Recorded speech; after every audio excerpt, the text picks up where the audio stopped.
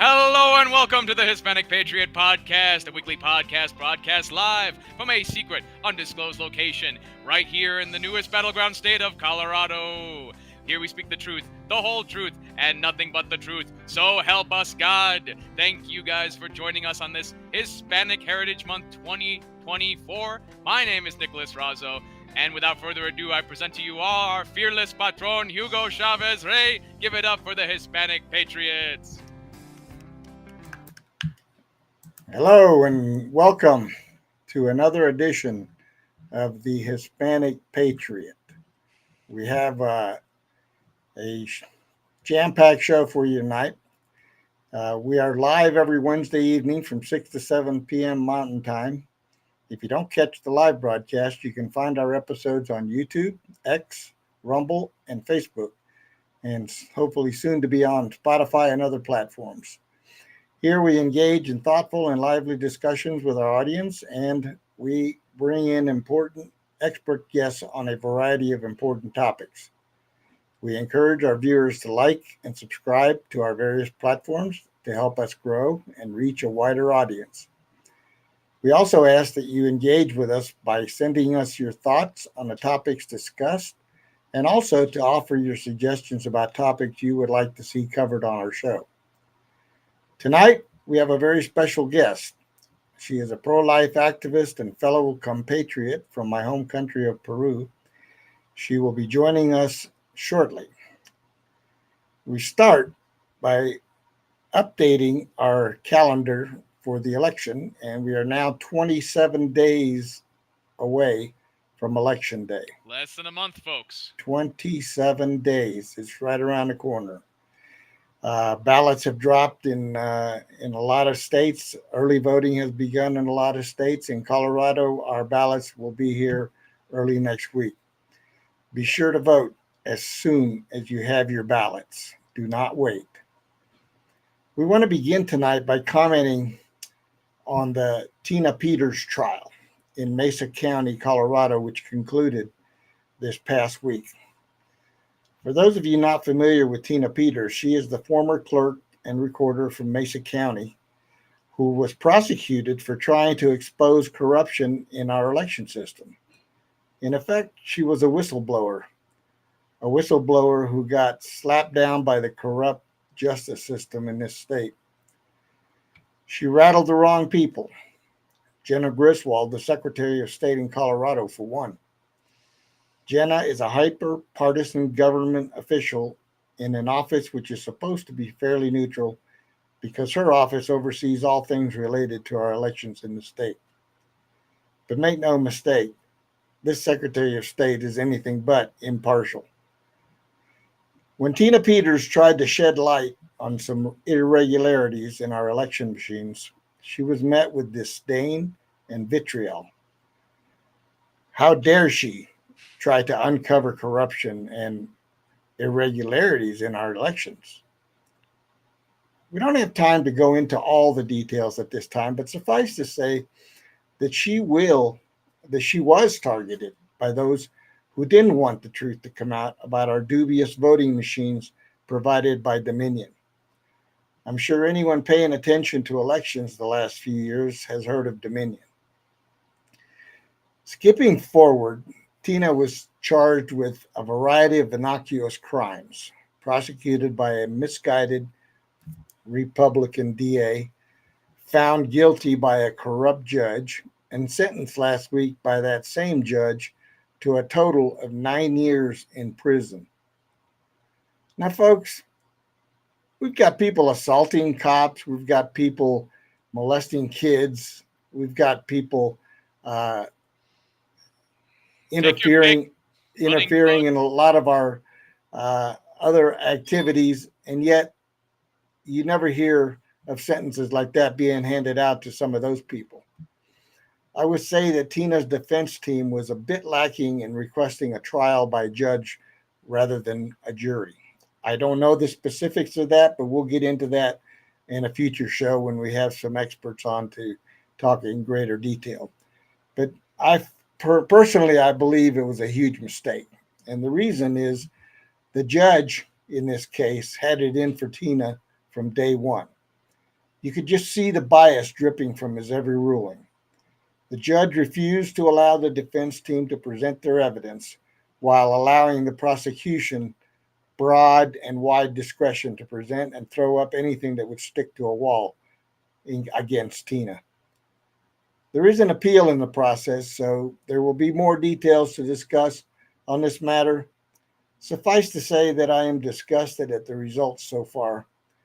And unfortunately, we have some people in this state who are giddy about her conviction and sentence. We will delve more into this issue in coming shows with some expected expert guests. In the meantime, please pray for Tina because the vindictive judge sent her straight into custody instead of allowing her to be free during her appeal process. We are hoping that the judge will be overruled by a higher court, but unfortunately, we are here in Colorado with all the courts controlled by partisan liberals, so I'm afraid it might be a tough hill to climb. But stay tuned for that, for more news on that issue. Now, this Friday, President Trump will make a campaign stop here in Aurora, Colorado. He will be speaking at the Gaylord Hotel Resort and Convention Center at 1 p.m. Yours truly will be in attendance, and we hope to bring you some insights and some information from the rally. As always, please pray for President Trump's safety.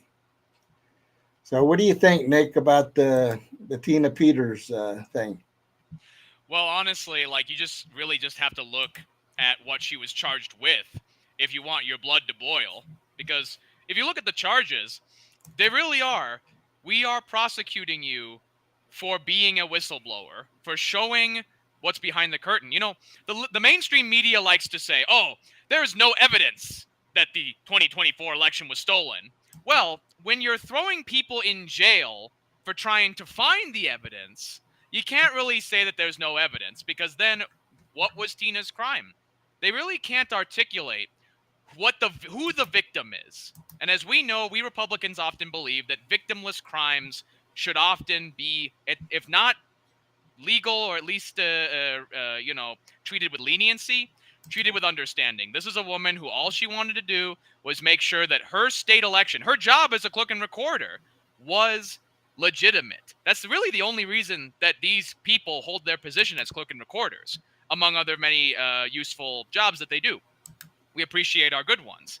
But what Tina did, she went above and beyond the call of duty, and she gets punished for it. As a young person, I'm disgusted, because we're raised on so much that says, be a hero, be the person that stands up, be the person that isn't afraid to say, I saw something and I know it was wrong. The Democrats don't want that world of heroism and don't want that world of whistleblowing journalism and whistleblowing from the government. She's a government employee. That's what frustrates me, Hugo. We have a good government employee that they're punishing while letting other crooks, let's just call them what they are, get away with everything. It's wrong, and it's a huge part of our movement. The huge part of Donald Trump's movement is justice for America. A great country is a just country with a good system of law and a good system of courts and law, justice. We don't have that in this country. Nobody believes in our justice system. It's terrible. Nobody believes in our justice system, our education system, and now our elections. We got to change the country, folks. We got to do it. Let Tina be an example for us, not to follow into jail, but to follow into the heights of American prosperity, of American virtue. I'm going to be honest, Hugo. It boils my blood. I'm tired of good people getting smacked down.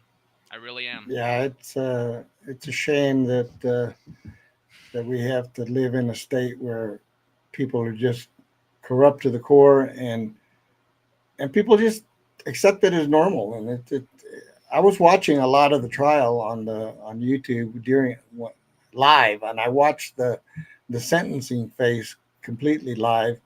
And I tell you, you have to go back and look and see how that judge was talking to her, talking down to her, making her look like she was some kind of, evil criminal. And I hate that. His disdain was just so obvious. And I'm hoping that the upper courts are going to see that and uh, show some kind of mercy, at the very least. I think that the whole thing should be thrown out and overturned, Absolutely. but we'll see how that plays along. But yeah, she was. There's no reason for him to put her into immediate custody. What kind of threat is she to society? This is hatred. No, we have to say this. This is hatred. And Oh this is what yeah, we mean by we are in a fight of good versus evil. We're not calling every Democrat evil. We're not. But there is a force of evil behind these people. Some of them are Republicans who get in on this force of evil. And we've got to start calling it yeah, out. We are in a battle of light versus dark, not Republican, Democrat, not anything else. America is surrounded by darkness outside and in. And Tina, we have, especially as Coloradans, we have to remember Tina as a symbol for what we need to never let happen ever again. That's the best thing we can do. If you have yeah, a bad example, the best thing you could do with it is make sure that it never happens again. That's what I'm yeah, hoping. We get inspired. We need to be inspired. yeah. So let's pray that the upper courts are going to have some common sense, and and hear her appeal. But more importantly, she should not be in custody while she's Not at appealing. all. This is It, not. really, it's a presumption of guilt. I mean, and we saw this with Donald Trump. If they could have locked up Donald Trump before his appeal, they would have. So Oh yeah. Well, they're getting at other people. in that situation, they knew they would be opening up a huge Pandora's box. That they're not prepared for. No, no, no, no, no. So they can get the little people. The Yeah. little people can get hurt all we want. Us little Oh people, yeah. we're Well, used to getting hurt. they absolutely made a scapegoat out of her, and they used it. They're using her as a tool to scare other people from coming forward when they see something or hear something. So It boils my blood. now there isn't going to be a clerk and recorder worth their salt that's going to have the guts to stand up and say something's wrong because Yeah. they'll be afraid of this kind of treatment. And Do I keep my job or do we become a martyr? It's a hard decision. Most people will not choose martyrdom. and and to boot, this is how they treat a gold star mother. It just boils my blood, like you said. That's why the judge should have at least had some respect, but he had no respect. This guy. Go back when you get a chance. Go look at the video of the sentencing, and listen to how he spoke down to her. It was just, oh, I wanted to jump through the screen and just strangle him, man. It's in a metaphoric, non-violent way, of course. Yes, absolutely. Metaphorically speaking. If I had a voodoo doll, I would have. in Grand Theft Auto, you know what I mean, something like that. It's like, but it's true. We have to ask ourselves, when is it gonna be enough? The media speaks loudly as they can. There's no evidence. No evidence. They are persecuting the people who could have found that evidence. That's not a fair playing field. So when Donald Trump says the election was stolen, as a Chicago boy here, I know what stolen elections look like. I think Donald Trump has a point. And I think when he gets into office, people, make sure you get out and vote and bring somebody with you to vote. Bring someone with you to vote. Make sure Donald Trump gets elected, because he getting elected is our only chance for vindication. If we want to prove the 2020 was stolen, if we want to prove what this corrupt government has been doing, we got to get Donald Trump in there, because if Kamala gets in, she's going to bleach it all. She's going to burn it all, and we'll never have the evidence. We can't let that happen. Absolutely. All right. Now, we're going to be welcoming our guest, Giualana Day. I'm proud to call her friend. Giualana has an impressive resume. She graduated from UCLA with a bachelor's degree in political science and a minor in Spanish. She obtained her master's degree in global politics from Cal State University in Los Angeles, California. Giualana also holds a degree in paralegal studies. She has been a warrior behind the efforts to raise awareness about the teachings of sex education in public schools. She was also the sponsor of Proposition 115 to end late term abortion in Colorado. They made it to the 2020 ballot. And Giuliana is a member of Pro Life Colorado, a coalition of more than 50 pro life groups in Colorado. Currently, she is the president and founder of Life Decisions, which is a nonprofit organization. So, without further ado, we welcome to the show Giuliana Day. Thank you, Hola, Hugo. Hola, hola, Diana. amiga. Welcome. Thank you so much for the invitation. It's a pleasure Yes, for me to be with you happy, guys. happy to Very see nice. you. We're very happy to have you on the show, ma'am. Thank you. So, I haven't talked to you in a while. So, tell us a little bit about what you've been up to, and bring the audience up to speed on some of the things and projects that you're working on right now. Well, I've been very busy. As you know, I'm always involved with the community. And since I can do it in English and Spanish, I always try not to build these coalitions and provide information. So after I sponsored Proposition 115 to end late term abortion, I decided that for me, it wasn't just to testify at the state capitol or just to be behind a proposition. It was more than that. In my walk with the community, I learned so many issues that mainly two things that were critical. Number one, that the community lacks of information. They don't have awareness of what is taking place in the state, especially when it comes to an issue so critical like the issue of abortion. And also, they have no information about the abundance of resources that we have in the state. So, just putting those together, I decided that, well, I have to continue with my efforts, and I founded Life Decisions. Life Decisions is a nonprofit organization that is mainly focusing on those two things. Number one is to provide information, and I do it with my team. And in my team, I have two doctors. So I go across the state, and one of the doctors was a former abortionist. So the presentations that we have are very powerful, and we allow people to ask any questions. And having the doctors is just amazing that we can answer all those questions and trying to clarified all the misinformation or all the deceptive messages from the abortion industry.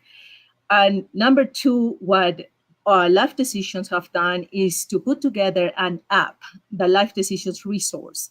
So the app right now, you can find it on Apple with Google. We're still not trying to refine a few things, but it's very comprehensive. And you have anything that a pregnant woman with unplanned pregnancy and that needs help is going to find it there. You can go with shelters, food banks, and help in cases of sexual abuse, sex trafficking, because unfortunately, when it comes to the issue of abortion, there are many other issues that overlap abortion. So that's why I've been very involved with the communities. I love to do that. It's just so important. Just when you start talking about what is happening in the state, it's like a big eye opening for a lot of people. It's like what I had no idea that that's what's happening, and that's what is so critical to have different ways to send the information because we cannot allow just voters to vote based on just simple commercials, right, or ads that they see. It's just critical to have that interaction with them and explain exactly, not about what is my opinion, no, Juliana Day's opinion or the organization is I'm gonna not even translate it. I translated the bills and many times no things that are hurting our communities. I translated into the Spanish language in order for people to understand This is what your legislators are proposing. This is what is going to affect our lives, our communities, the lives of your kids. So that's why I've been very busy just going across the state, going everywhere. So I guess the question comes up. There are so many pro-life organizations in this state. What made you, or what led you to start your own organization? Well, my approach is very grassroots. I take all the information directly to the communities. During the proposal, when the bill about the sex education was introduced, I translated the bill. I took the bill to the communities. I was even in McDonald's sitting with the moms, with their kids, and providing that information. So that's the way I work. I directly take that information, and when I go to the state capitol, I try to get as much as information that I get from directly from the legislators, and I inform that to our communities. I know that there are several organizations that are pro-life, but not too many that are like my organizations that is bilingual. So I can take that to all the information in English and Spanish. And sometimes when I talk to Latinos, they are telling me, we feel like we were left out. There are so many things that we are not aware. So it's just very sad for me, and so that's what is so critical, not to be sort of like a bridge, because those communities, they need to come together.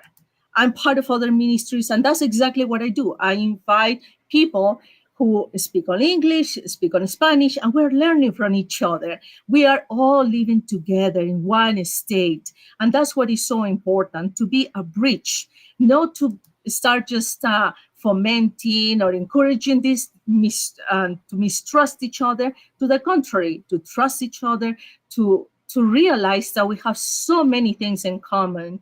And another thing that I always tell the communities: don't think that the legislators represent our communities, because they're not. They are not.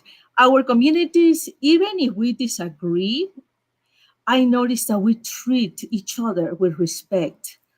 We encourage these conversations. So that's what, yeah, I'm very excited. So I decided, no, I'm going to start with my own organization and bring that information and just tell everyone, to encourage, hey, we are brothers and sisters, let's work together. That's beautiful right there. It's really like you're carrying water, to the community. The word is often compared to water, life-giving and all this. And for this issue, it is literally life-giving, this information, because it's the difference between the death of an unborn child and the child's life. So that's a very, very important methodology. Absolutely. And one of the things that people are not aware is how, in the state of Colorado, we allowed abortions until the moment of birth without any restrictions, without even, well, at any stage, right, of the pregnancy. So it is very dangerous. So that's what is so important, to put aside the stigma, the taboo, and start having these conversations. Very good. Well, the the question comes up because I was listening to.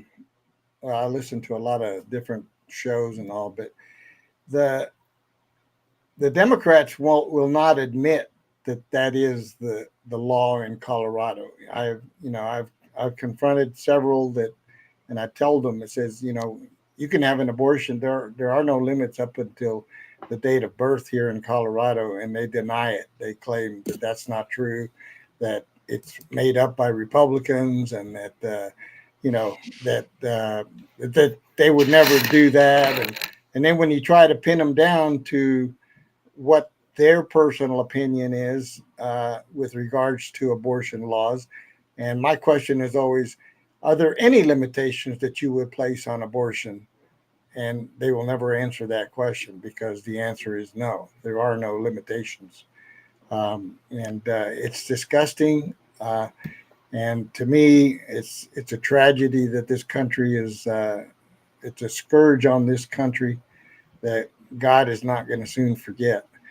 But I'll tell you this: I wanted to bring up this issue because you are dealing with the Hispanic community, and you're dealing with a lot of Hispanic voters, and and we know that a lot of Hispanic voters just routinely vote with Democrats. So how do they reconcile their pro-life position with voting with the Democrats? That's always been my question. I don't understand that mentality. Well, I would say it is mainly that lack of information, because when I talk to them, they are very surprised of the things that the representatives are doing. They are not aware of that. That's what is so critical for us to bring that information directly to the communities. I don't see it more like a reconciling that. It's just that, um, unfortunately, not the Democratic Party have done a very good job building these relationships with the Latino community. But it's going to be just very important for us. Just it's not a matter just of politics. This is a matter of just provide that information because it's affecting the lives of, well, human lives, and also the lives of our communities, because and their kids. One of the things that I would like the audience to be aware of what is happening in the state is that with the passage of the Reproductive Health Equity Act, that it was is in the statutes, is the law of the state.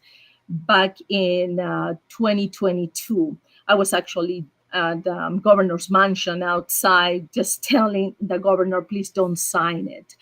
But he did. So basically what is happening is no restrictions when it comes to abortion, but the only restriction that the REA or the RHEA allows was the parental notification. So that means that when a girl wanted to have an abortion, the abortion industry will have to know, the abortionist will be obligated to report that to the parents.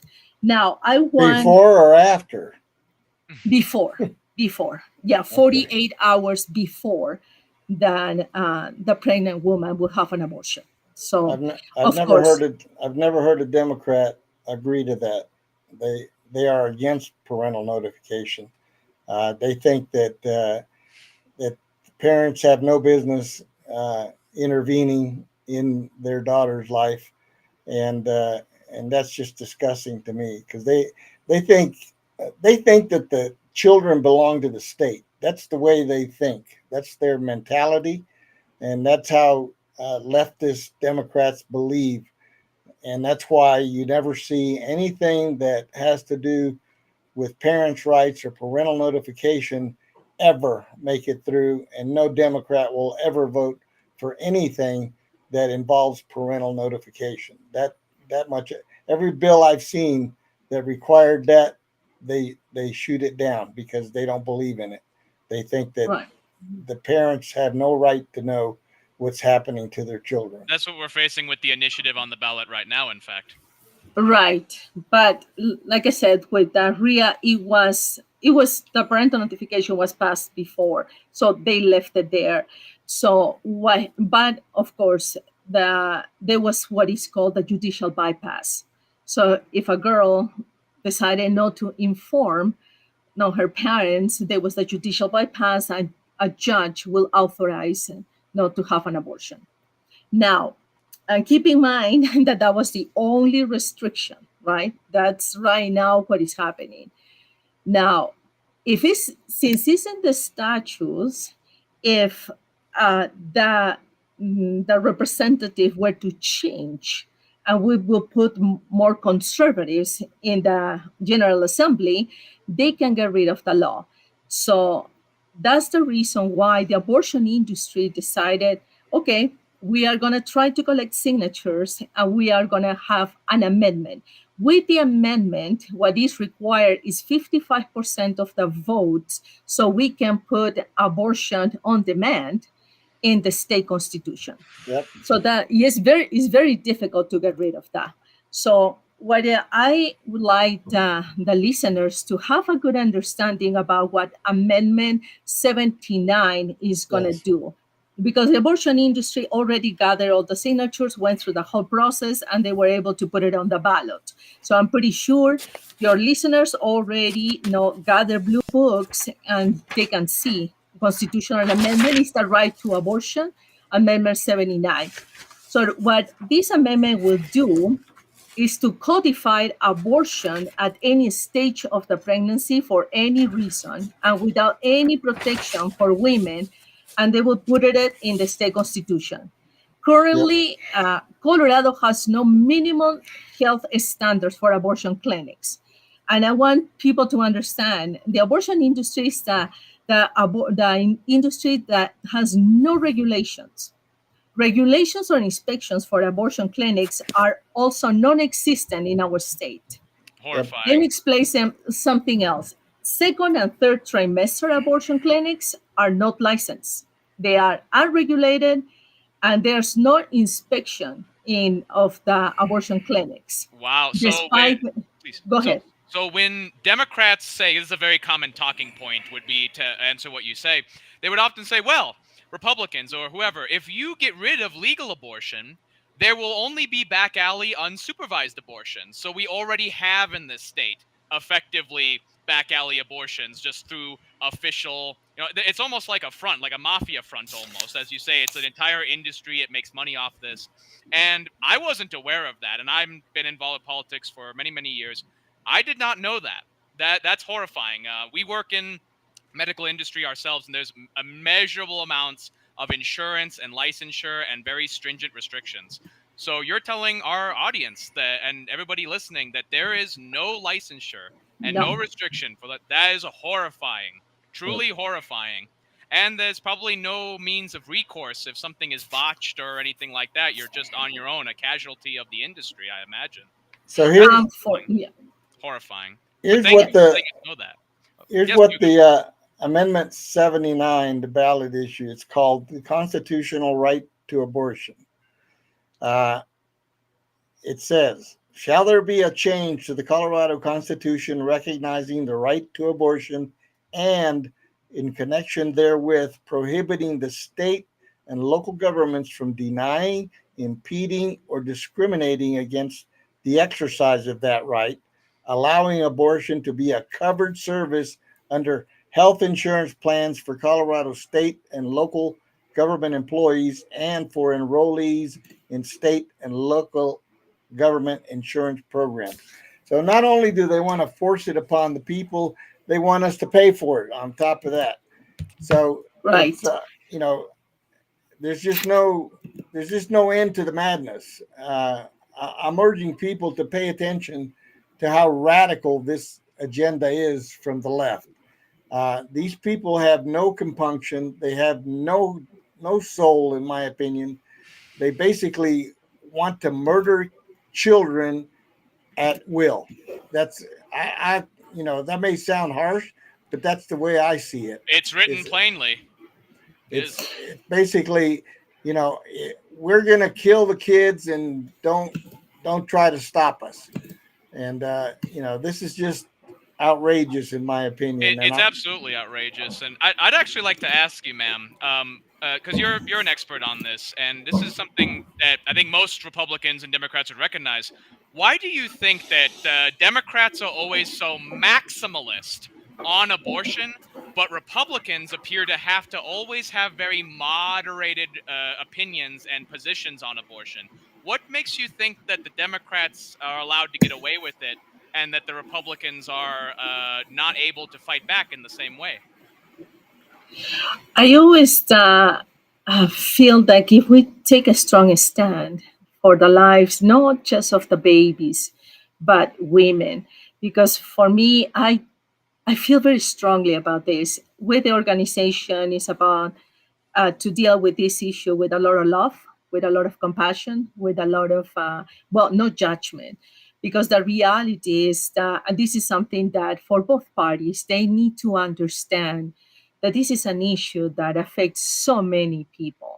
I had conversations with women, and sometimes in their 60s, their 70s, telling me that they were pregnant when they were teenagers and they had abortions. The suffering is real. So it's the message is for both parties for me. Please have a good understanding that we have to deal with this problem, this issue that many times is a stigma, is a taboo for a lot of people. I had men approach me and even crying. I had a story of this guy who was about 60, 65 or 64, and he told me, I made a mistake and impregnated my girlfriend. She was 17 years old, and I found out that she was having twins. So when I wanted to keep the baby, she told me, no, it's my body. So the babies were aborted. So that was a scar for him. He never got married, no relationships, nothing. I was approached also by grandparents telling me their stories. There was one particular case too when I was talking to this mom, and all of a sudden the daughter, who was 18, approached she wanted to be part of the conversation, and she was crying, and the mom got very nervous, and she said, oh my gosh, she was kind of concerned that maybe her daughter had an abortion, but that wasn't the case. That daughter told us that she drove her best friend to a Planned Parenthood clinic, and she couldn't forgive herself because of that. Not even the one So who had the abortion, but oh my. exactly. So those are the issues that for me, my message is to both parties, because unfortunately, the abortion industry is an interest group that provides a lot of political contributions. So it becomes sort of like a vicious cycle when it comes to politics. Unfortunately, when people say, oh, I don't want to get involved in politics, and it shouldn't be this issue so politicized, right? Agreed. Because Agreed. because this is a moral issue. A lot of people are suffering. Human beings are being killed every day. So we have to treat this issue with a lot of compassion, but just to address what are the root problems. And the abortion industry is an industry that contributes too much money to political campaigns. When it comes to, just to give you an example, for Proposition 115 to end late term abortion, the abortion industry has spent over $9 million fighting us, Wow. instead of just having or using that money to offer real help to women. Exactly. Exactly. Yeah. Oh Well, my that's goodness. that's Yes. that's what is to me. It to me, it's all about money for the left. It has nothing to do with compassion or health care, like they try to claim it, or women's reproductive rights. That's the stupidest phrase I've ever heard. And to me, these people are evil. I mean, there's no other way to call it. And I think what one of the things that you were touching about was about the women and what it does to the women. And I think that it would be, I don't know if it's going on or if anybody's doing it, but I think that one of the approaches should be that women who have had abortions should be sought out to speak up about the psychological effects and even physical effects of abortions down the line after they've had these abortions. Because I've read a lot of stories about women who have not been able to get over it psychologically. Um, I've even seen and heard of stories of suicides, that women that couldn't cope with what they had done after the fact. Uh, it just, they couldn't, the guilt overcoming, and they took their lives. But the ones that, for example, lose their ability to reproduce because of a botched abortion or incorrectly performed abortion, and then the psychological trauma of the woman, not right away, but 2, 3, 4, 5 years down the line, when it actually hits them or they learn more about what they did. I think that might be more impactful if there was more of that kind of information put out to those women who are thinking about abortion. Because I don't know if I don't know the statistic, but I've read that there's a high percentage of these abortions are young people, for one. They are minorities, and they are basically, in a lot of ways, coerced into getting these abortions one way or another. when they didn't want to get it to begin with. So these things have to be brought to light, I think, in order to reach the public and, and have some kind of change of heart in this country. I mean, in our home country of Peru, abortions are illegal. You cannot have an abortion in Peru. Is that So correct? one of the things, yeah. So one of the things that is for me that is critical, especially that we are now dealing with Amendment 79, is something that you just mentioned, and is that it officially eliminates the only abortion restriction enforced in Colorado, that is the parental notification, because that means that our teenage children may confront an unplanned pregnancy and an abortion on their own without Mm-hmm. any parental involvement. It Yeah. also makes it easier for child sex traffickers to transport a pregnant minor to have an abortion and to go unreported.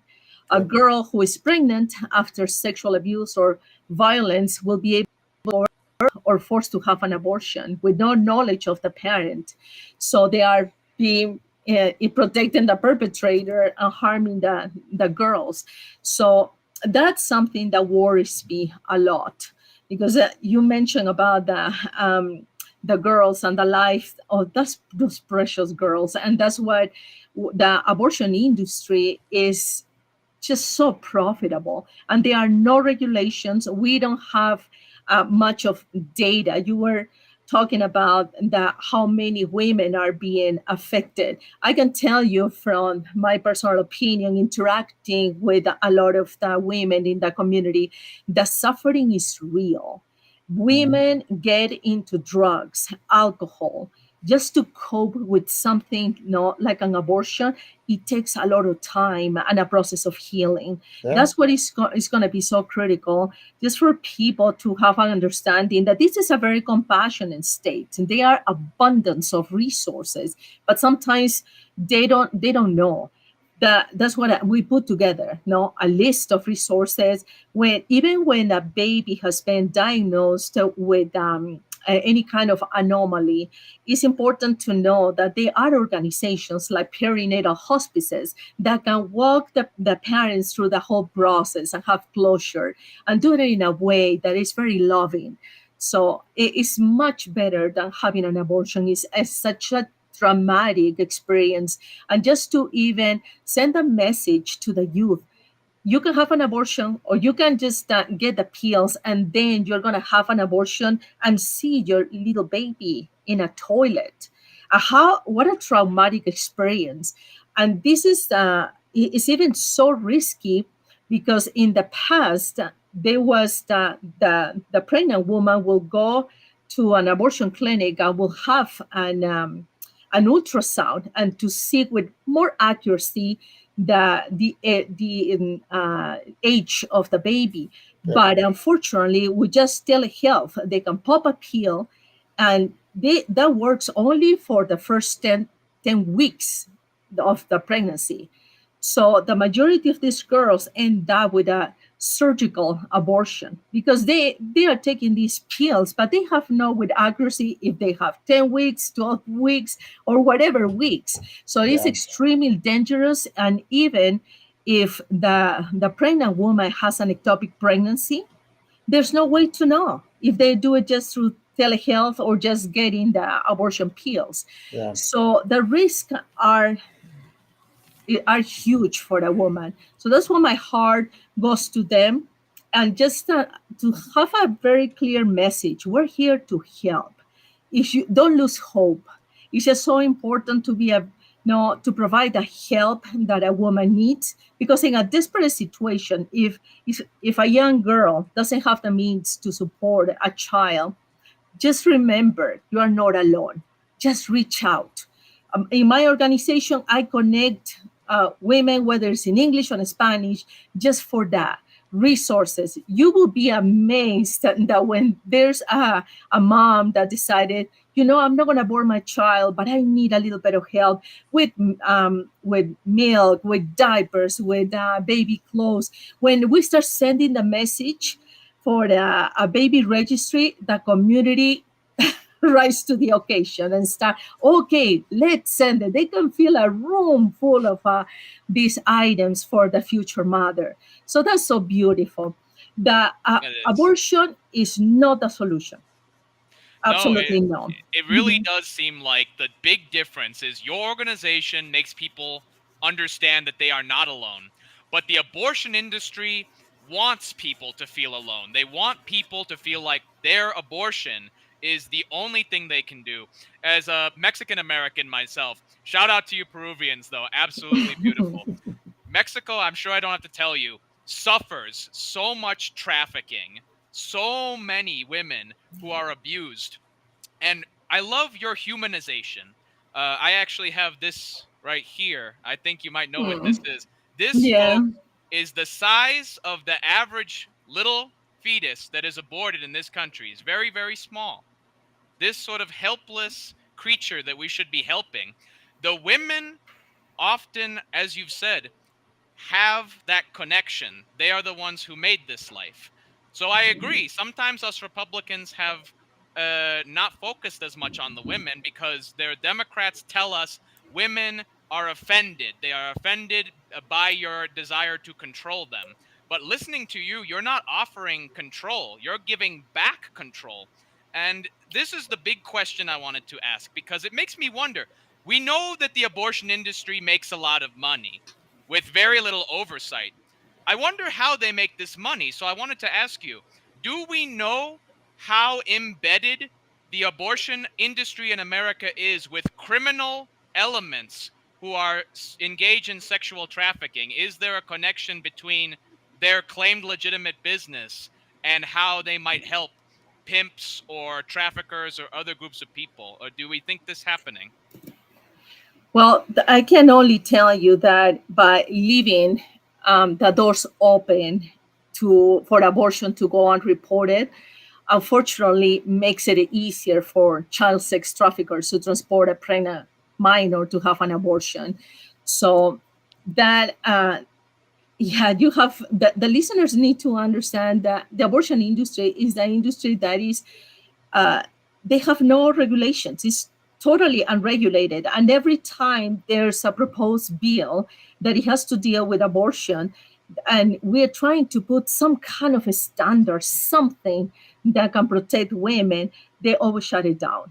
Yeah. So it's by allowing this totally unregulated, unrestricted, no standards or anything, well, that of course, unfortunately, leaves the door open for sex traffickers. And that's why that people need to understand that by voting in favor of this amendment, that's what is going to happen because it's very clear by the language when it says nothing that impede having an abortion. Yeah, So, exactly.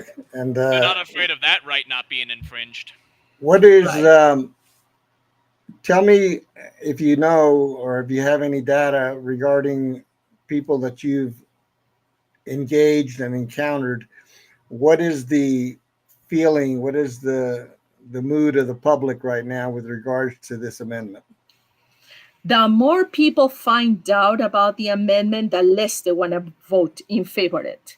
Good. And we have to understand that the amendment is to put uh, the abortion on demand without any restrictions into the state constitution. Yep. But that doesn't take away what is already in the statutes.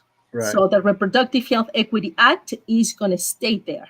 So the people who still want abortion, nothing is going to happen. So the only thing that it will change is the fact that it will, number one, not continue without restrictions and no regulations, no standards of abortion, and we're still going to have abortion until the moment of birth, and all the way till the 9 months into the That's pregnancy.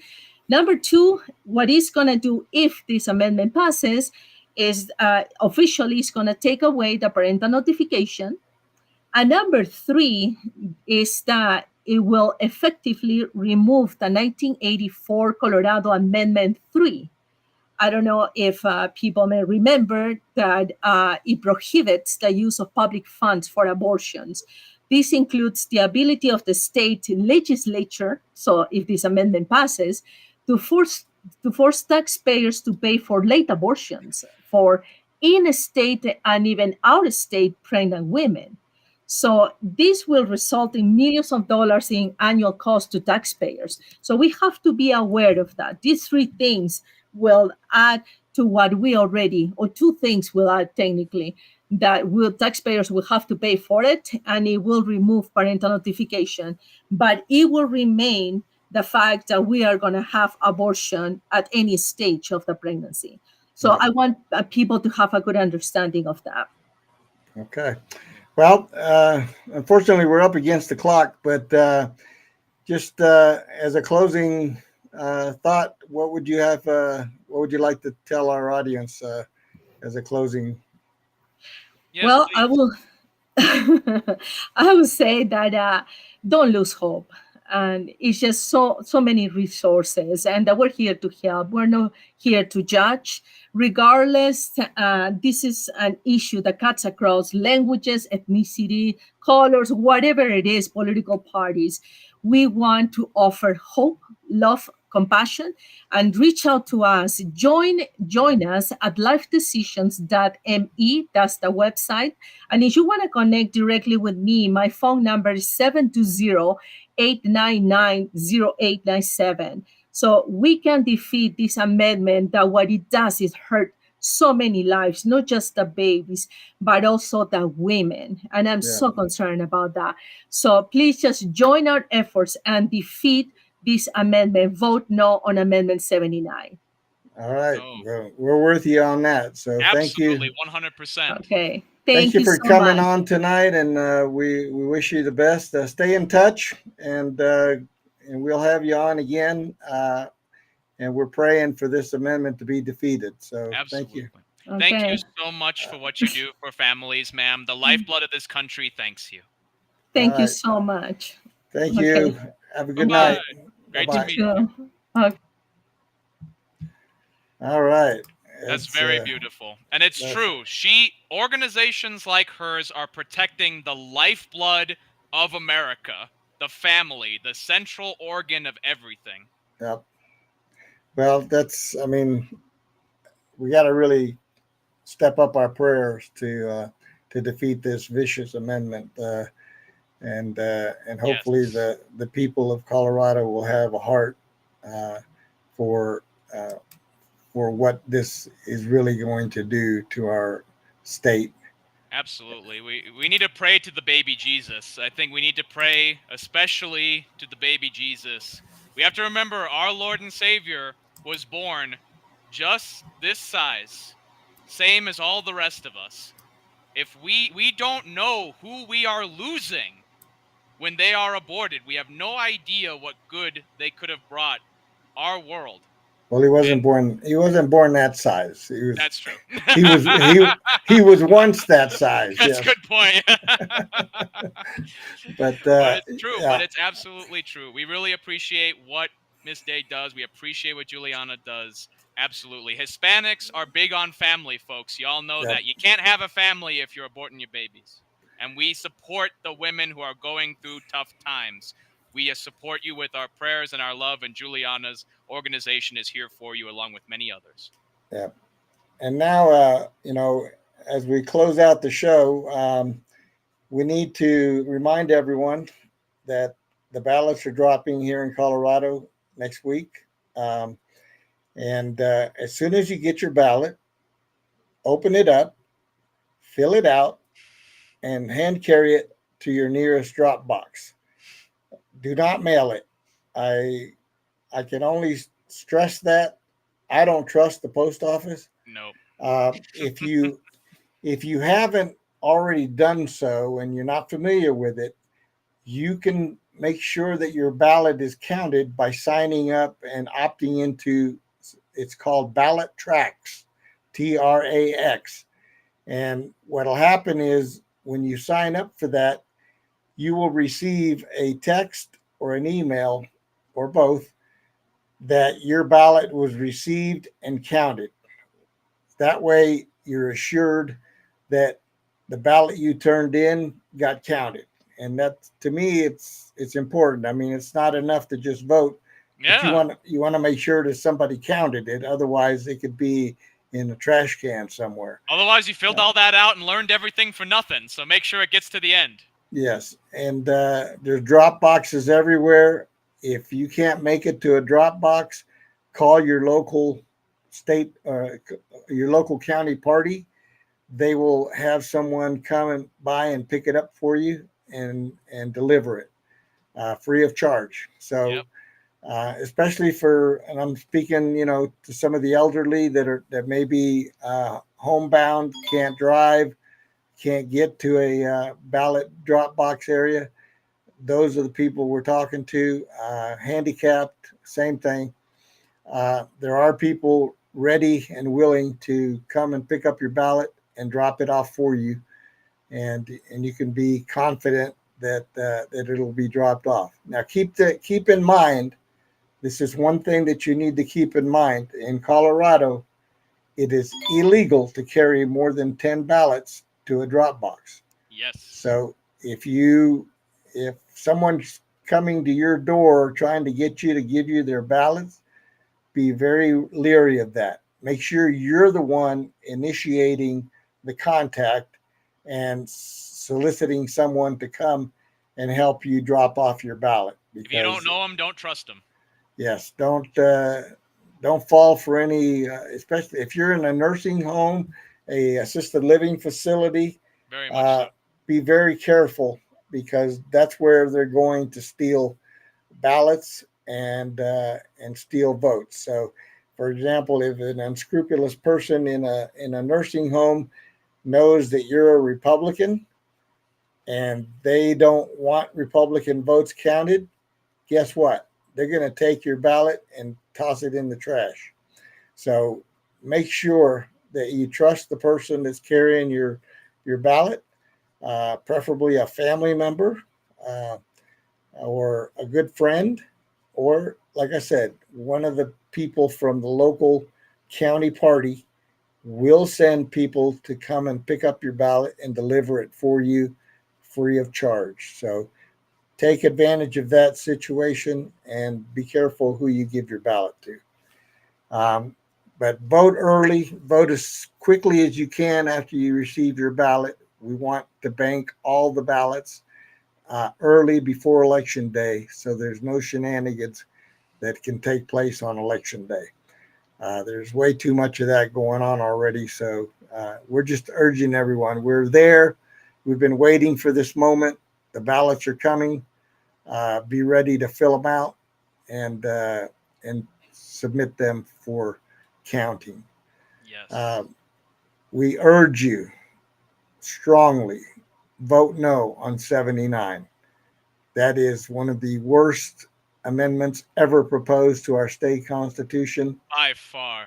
And you've got to say no to that nonsense. It has nothing to do with denying abortion rights to anybody. That's what they're going to try to sell you on. And don't let them lie to you. I've seen the commercials. They say let's make it, put it in the Constitution. That way, nobody can ever take your right away. Just like the Second Amendment. Yeah, exactly. Yeah. Well, and thank you, Hugo, for that, because Hugo is a great font of knowledge. Listen to what Hugo has to say on voting, folks. Make sure you trust who has your ballot. If someone has your ballot, it's best if you do it. But you need to be vigilant until the end. We can have all the fun that we want, but if Trump doesn't win in the end, if our down ballot Republicans aren't given the support they needed, then we're just having fun here with no point. And that's not what being American is. Being American means that we do things with purpose. We need to elect President Trump. We need to elect a Republican House and a Republican Senate. And then we will start seeing some improvements here over what the Democrats have done to us over the last 4 years. So. Exactly. And that's why us here at Hispanic Patriot are proud to have Donald Trump here very, very, very soon. As Hugo said before, you're not going to want to miss his insights directly from location. That's what you get on Hispanic Patriot, is unique experience you won't find anywhere else. All right. So we're out of time for another show. Be sure to like and subscribe and give us your feedback. We welcome you back next week. If you didn't catch the show live, then tune in to one of our platforms and listen to it and watch it at your leisure. So thank you again. We love everyone. We thank you for your time. God bless you, and God bless the United States of America. God bless America, folks.